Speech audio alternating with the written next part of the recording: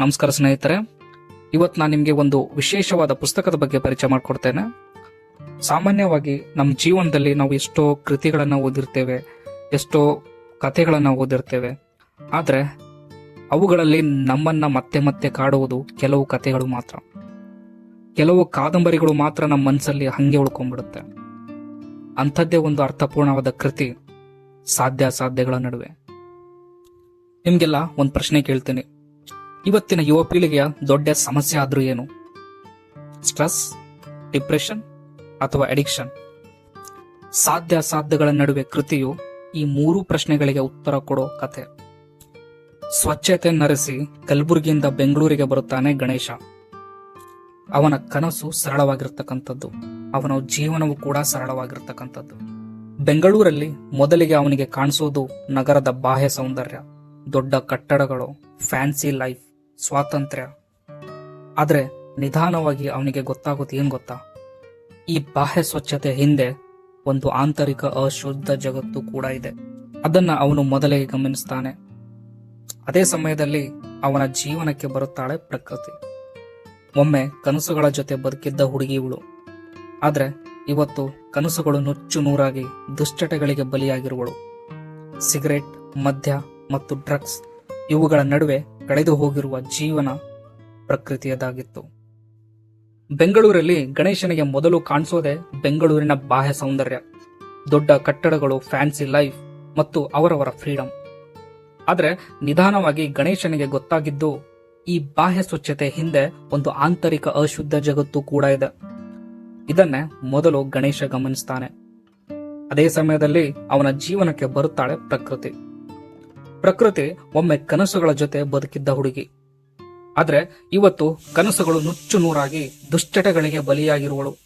Cigarette, ಮದ್ಯ, drugs ಇವುಗಳ ನಡುವೆ ಕಳೆದು ಹೋಗಿರುವ ಜೀವನ ಆಕೆಯದ್ದು. ಇದು ಅವಳ ತಪ್ಪ ಅಥವಾ ಪರಿಸ್ಥಿತಿಗಳ ಪರಿಣಾಮನ? ಇನ್ನೊಂದು ಕಡೆ ರುಚಿಯು ಗಣೇಶನ ಸಹೋದ್ಯೋಗಿಯಾಗಿದ್ದಳು. ರುಚಿಯ ಮೂಲಕ ಗಣೇಶನಿಗೆ ಪರಿಚಯವಾಗುವುದು ಬೆಂಗಳೂರಿನ ಇನ್ನೊಂದು ಮುಖ. ಕನಸುಗಳು ನನಸಾಗದಾಗ, ಪ್ರೀತಿಯಲ್ಲಿ ಸೋತಾಗ, ಎಲ್ಲರನ್ನು ಕಳೆದುಕೊಂಡೆ ಎನ್ನುವ ಭಾವನೆ ಬಂದಾಗ ಜನರು ಹೇಗೆ ಡಿಪ್ರೆಷನ್ಗೆ ಹೋಗಿ ದುಶ್ಚಟಗಳಲ್ಲಿ ಸಾಂತ್ವನವನ್ನ ಹುಡುಕುತ್ತಾರೆ ಅನ್ನೋದನ್ನ ಈ ಕತೆ ತುಂಬಾ ನೈಜವಾಗಿ ತೋರಿಸುತ್ತದೆ. ತುಂಬಾ ಜನ ಹೇಳ್ತಾರೆ, ಇದು ನಮ್ಮ ಪರ್ಸನಲ್ ಲೈಫ್ ರೀ, ನೀವು ಇಂಟರ್ಫಿಯರ್ ಆಗಬೇಡಿ ಅಂತ.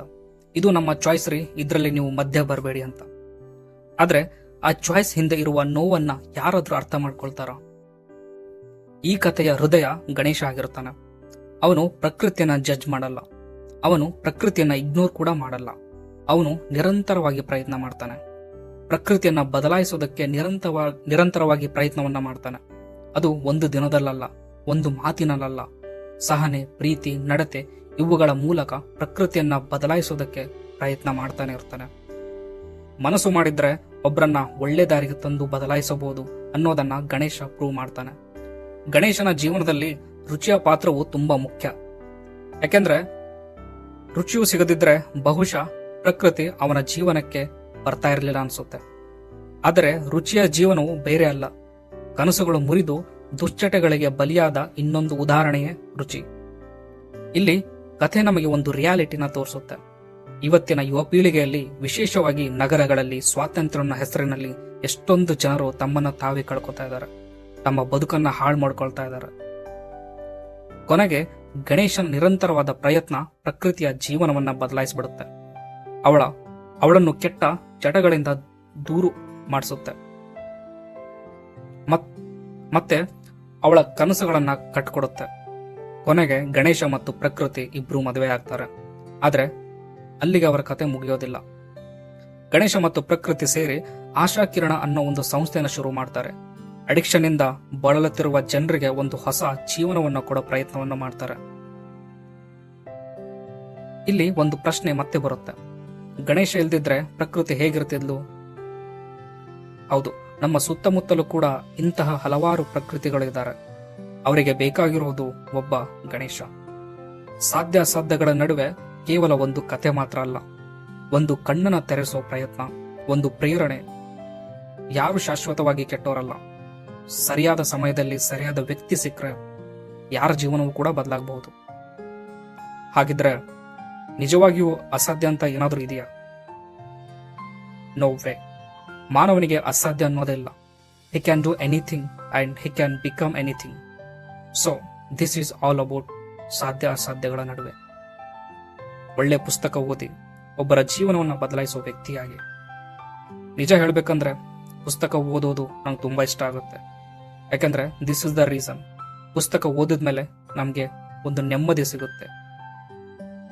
So thanks for watching this video guys. ಮುಂದಿನ ಸಂಚಿಕೆಯಲ್ಲಿ ಮತ್ತೆ ಒಂದು ಹೊಸ ಪುಸ್ತಕದೊಂದಿಗೆ ಸಿಗೋಣ. ಈ ಪುಸ್ತಕ ನಿಮ್ಗೇನಾದ್ರೂ ಬೇಕಾಗಿದ್ರೆ ಲೇಖಕರ ಡೀಟೇಲ್ಸ್ನ ನಾನು ಡಿಸ್ಕ್ರಿಪ್ಷನ್ಲಿ ಹಾಕಿರ್ತೀನಿ. ನೀವು ಅವರನ್ನ ರೀಚ್ ಔಟ್ ಆಗ್ಬಿಟ್ಟು ಪುಸ್ತಕನ ಖರೀದಿ ಮಾಡ್ಬೋದು. Until then take care. See you. Bye.